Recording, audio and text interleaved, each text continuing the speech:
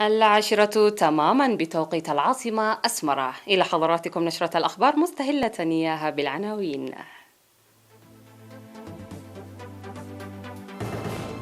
شفاء 6 مواطن من وباء كورونا.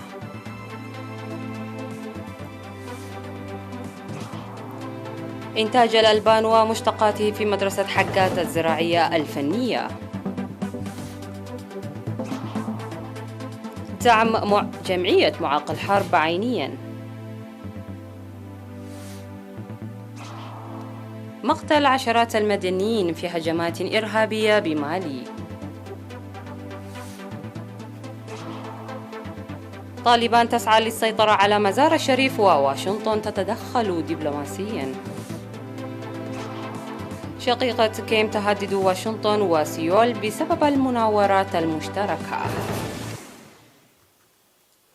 ومن العناوين إلى التفاصيل، مرحبا بكم. إعلان من وزارة الصحة: شفي 6 مرضى كورونا كانوا يتلقون الرعاية الصحية في المستشفيات، 4 منهم من أقليم القاشبركة و2 من الأقليم الأوسط، بينما توفيت امرأة من الأقليم الجنوبي تبلغ من العمر 70 عاما.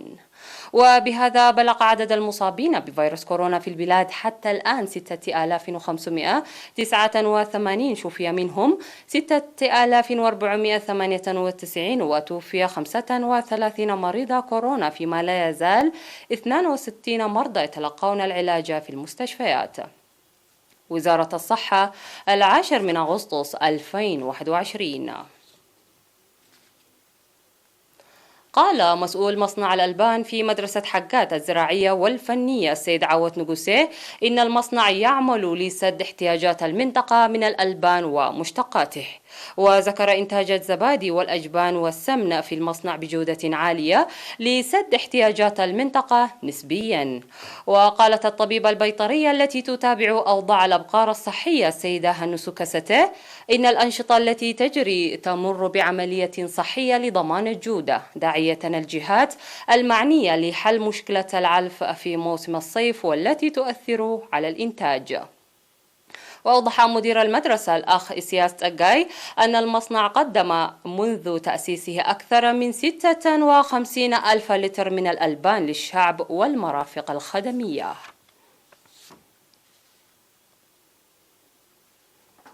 تلقت الجمعية الوطنية لمعاق الحرب دعما عينيا يقدر بحوالي 300 ألف يورو من فرعها في مدينة شتوتغارت الألمانية. وأوضح رئيس فرع الجمعية في شتوتغارت السيد فطوم ولدقرقيس أن الدعم المقدم من الأعضاء والمواطنين المهتمين يشمل على العكازات والمقاعد المتحركة ومعدات العلاج الطبيعي. من جانبه أوضح رئيس الجمعية الوطنية لمعاق الحرب الأستاذ جبر برهان إياسو أن المعاقين يحتاجون إلى مزيد من الدعم مع التقدم في العمر، وأن المسؤولية تقع على عاتق جميع المواطنين، مشيدا بدعم فرع ستوتغارت. تجدر الإشارة أن لدى الجمعية الوطنية لمعاق الحرب فروع في ألمانيا والدنمارك والنرويج وهولندا والسويد. من جهة أخرى قدمت طبيبتان إريتريات من فرانكفورت الألمانية معدات طب الأسنان الكاملة لمستشفى أوروتا المرجعية قيمتها حوالي 48 ألف يورو. قام أعضاء مكتب المراجع العام بنفير تشجير من 3 وحتى 6 أغسطس في ماي دمنت. وأوضح المراجع العام السيد قبرز قابيهر قبر مدهن شتل أعضاء المكتب أكثر من 1200 شجرة وبناء المدرجات، وسيقومون باتخاذ مسؤولية رباعية الشتول لضمان نموها. وذكر أعضاء المكتب بذل كل الجهد لإنجاح الحملة الخضراء، منادين الجهات المعنية لاتخاذ مسؤولية رعاية الشتول المغروسة لنموها جيدا.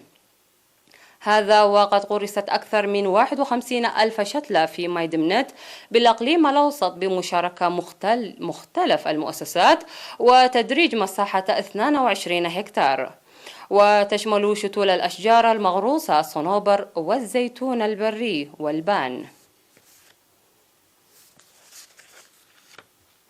أفادت الجالية الإريترية في جوبا بجنوب السودان أن المدرسة التي افتتحتها في شهر يناير 2020 تساهم لتنمية الثقافة الوطنية في الأطفال.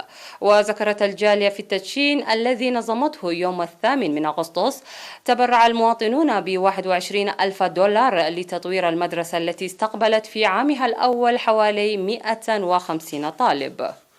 حضر مراسم تدشين سفير إريتريا في جنوب السودان السيد يوهانس تخلا ميكائيل وممثلي وزارتي التعليم والخارجية في جنوب السودان ورئيس الجالية الإريترية في جوبا وضواحيها، وألقوا كلمات بشأن أهمية المدرسة ودورها لتنمية وترسيخ القيم الوطنية وتطوير العلاقات الثنائية بين الشعبين الإريتري والجنوب السوداني والبرامج المستقبلية. وأشاد المشاركون في المناسبة بمبادرة وجهود السفارة الإريترية لتأسيس المدرسة، مؤكدين تعزيز المساهمة لتطويرها. وقدمت الجوائز للطلاب المميزين والشهادات التقديرية للمساهمين لتأسيسها وتطويرها. ذكرت مكتب الصحة في مراسم تدشين إصحاح البيئة في ضاحية ماي نيهايغو تنفيذ أنشطة نظافة لدرء الأمراض المعدية. وأوضح مسؤول الخدمات الصحية في المديرية الدكتور تيدروس تخلي في المناسبة أن النجاح الذي تحقق لإصحاح البيئة هو نتاج حملات التوعية المنتظمة، مشيدا بمشاركة السكان. وقال مسؤول إصحاح البيئة في مكتب وزارة الصحة بالأقليم الجنوبي السيد مدهاني جبر ميكائيل إن برنامج إصحاح البيئة الذي يمنح الاهتمام على مستوى الوطن له إسهام كبير لمكافحة الأمراض المعدية. من جانبه أوضح مدير مديرية الدخالة السيد عندمسك الأدحنوم أن العمل جاري لتنفيذ البرنامج في الضواحي السبعة المتبقية. توجد في مديرية الدخالة 114 قرية في 22 ضاحية.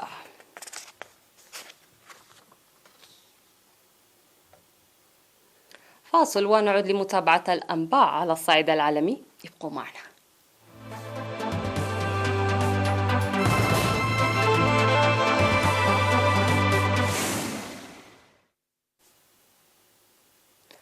قال مسؤول في إحدى المناطق بوسط مالي إن 51 شخصا على الأقل قتلوا عندما شن إرهابيون هجوما بالأسلحة على 3 قرى في وسط مالي قرب الحدود مع النيجر، كما أسفرت الهجمات عن سقوط عشرات المصابين. وذكرت مصادر صحفية نقلا عن مذكرة أرسلها حاكم منطقة أسونجو إلى حاكم منطقة جاو الحدودية، فقد تعرضت عدة بلدات للهجوم في نفس التوقيت، وتعرضت المنازل للنهب والحرق وسويت بالأرض ونقلت قطعان الماشية. ولم تعلن أي جماعة مسؤوليتها حتى الآن عن الهجمات في المنطقة التي تقاتل فيها القوات المالية والقوات الفرنسية والأوروبية وقوات حفظ السلام التابعة للأمم المتحدة، مسلحين مرتبطين بتنظيم داعش والقاعدة في بلاد المغرب العربي. من جانبه أكد المتحدث باسم الجيش المالي العقيد سليمان ديمبيلي وقوع الهجمات، لكنه لم يذكر تفاصيل أخرى، مضيفا أن القوات المالية تمسح المنطقة.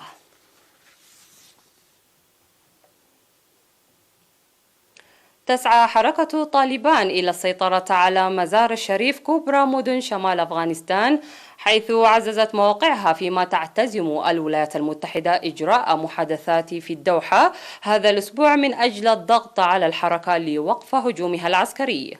وأعلنت الخارجية الأمريكية في بيان سيتوجه السفير خليل زاد إلى الدوحة للمساعدة في صياغة استجابة دولية مشتركة للوضع المتدهور بسرعة في أفغانستان. وأضافت أنه سيحض طالبان على وقف هجومها العسكري والتفاوض على اتفاق سياسي، وهو السبيل الوحيد لتحقيق الاستقرار والتنمية في أفغانستان. وكان الرئيس الأمريكي السابق دونالد ترامب قرر سحب القوات الدولية من أفغانستان. وأرجع خلفه جو بايدن الموعد النهائي للانسحاب لبضعة أشهر، إلى أن القوات الأمريكية والأجنبية ستقادر بحلول نهاية أغسطس. لكن في شمال أفغانستان الوضع يتغير بسرعة، فبعد احتلال مدينة قندوز الكبيرة الواقعة في شمال شرق البلاد وكذلك مدينتي ساريبول وتالغان في غضون ساعات قليلة، أضافت طالبان إلى قائمتها مدينة آيبيك البالغ عدد سكان سكانها 120 ألف نسمة، والتي سقطت من دون مقاومة. هددت كيم يو جونغ شقيقة الزعيم الكوري الشمالي كيم جونغ أون كلا من الجارة الجنوبية والولايات المتحدة إذا ما مضتا قدما في المناورات العسكرية المشتركة. وقالت كيم يو جونغ المسؤولة الكورية الشمالية القوية إن كوريا الجنوبية والولايات المتحدة ستواجهان تهديدات أمنية نتيجة المضي قدما في تدريبات عسكرية مشتركة من المقرر أن تبدأ هذا الأسبوع وفقا لما نقلته رويترز. وقالت كيم يو جونغ في بيان نقلته وكالة الأنباء الكورية المركزية إن المناورات العسكرية عمل مذموم مدمر للذات يهدد الشعب الكوري الشمالي ويثير توترا في شبه الجزيرة الكورية. واتهمت كيم يو جونغ كوريا الجنوبية بالمعاملة القادرة لمضيها في التدريبات بعد قليل من إعادة تشغيل خط ساخن بين بيونغ يانغ وسيول في محاولة لتخفيف التوتر. والخبر الأخير في هذه النشرة: ذكرت قناة CNN الإخبارية الأمريكية أن المئات من رجال الإطفاء والمتطوعين في جنوب أمريكا اللاتينية يحاولون السيطرة على حرائق الغابات هناك. ونقلت القناة عن مسؤولين قولهم إن الحرائق التهمت أكثر من 1000 هكتار من الغابات منذ اندلاعها الخميس الماضي. وأشار CNN إلى أن السلطات المحلية طلبت دعما جويا من الحكومة المركزية، مضيفة أنه لم يتم الإبلاغ عن أي إصابات أو وفيات.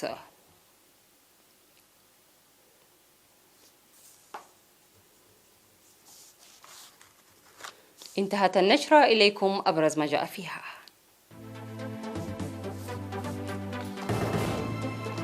إعلان من وزارة الصحة: